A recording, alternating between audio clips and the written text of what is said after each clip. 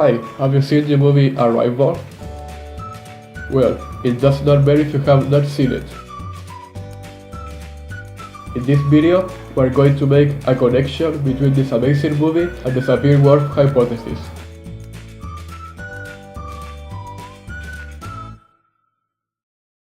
An hypothesis is an explanation for something that is based on known facts, but it has not yet been proved. This hypothesis was developed by Benjamin Whorf, and it's based on Edward Sapir's ideas, his master, anthropologist, and also linguist. This theory proposed that there is a relationship between the language that a person speaks and the way in which they perceive the world. This hypothesis is a theory that has been debated for decades, and linguists still have not decided whether it is right or wrong.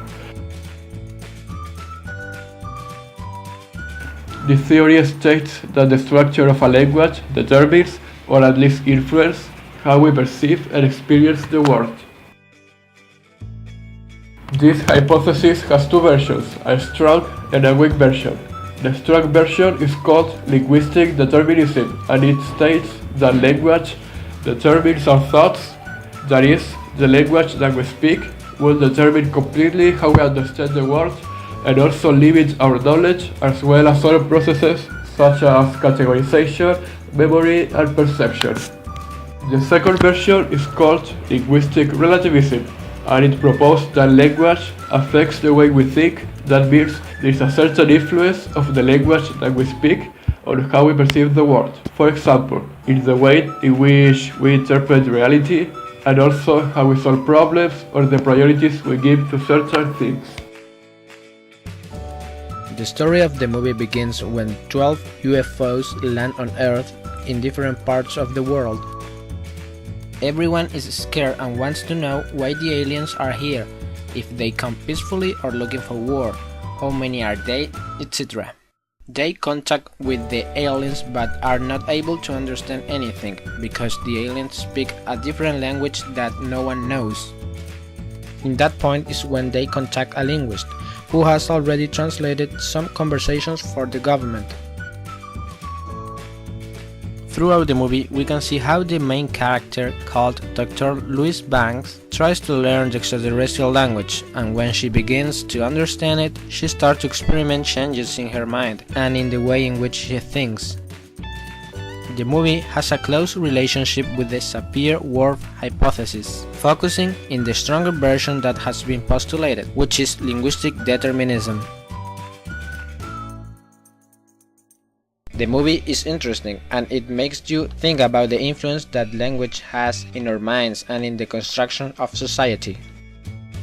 But seeing it from a linguistic view, they capture the theory in an extreme way, because when the protagonist acknowledges the language they use to express, it rewires her brain and she starts seeing visions about a girl that she didn't know. At first, she is confused because she doesn't understand what she is seeing and the meaning of it. But when she learns the language of aliens completely, she asks them about the visions she's experimenting, and they tell her that she can visualize the future on her mind. The language of the aliens is really complex in different aspects, because in the syntax aspect, they form whole sentences with just one symbol, and this symbol doesn't change its size no matter how many words you put in it. So you have to know everything you want to say before expressing it. While our language, we can go adding and adding words to make the sentence bigger and bigger. This is because the aliens' language lacks of recursion.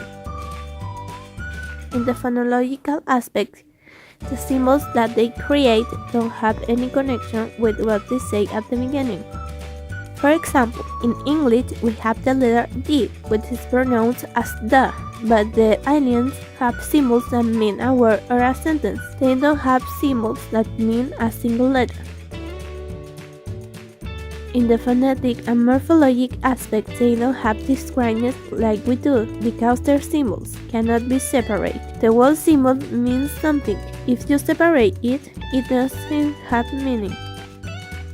As a conclusion, if we base our opinion on what we saw on the movie, a language can really change the way we think and how we see the world, proving right the strongest version of the Sapir-Whorf hypothesis. But as for what we know in real life, learning a new language doesn't change so drastically our mind to the point of totally rewiring it, but it does open our mind to new concepts or a new version of the world. To finish with the video, we have a question that we will tell you now, hoping it makes you curious enough to think about the answer.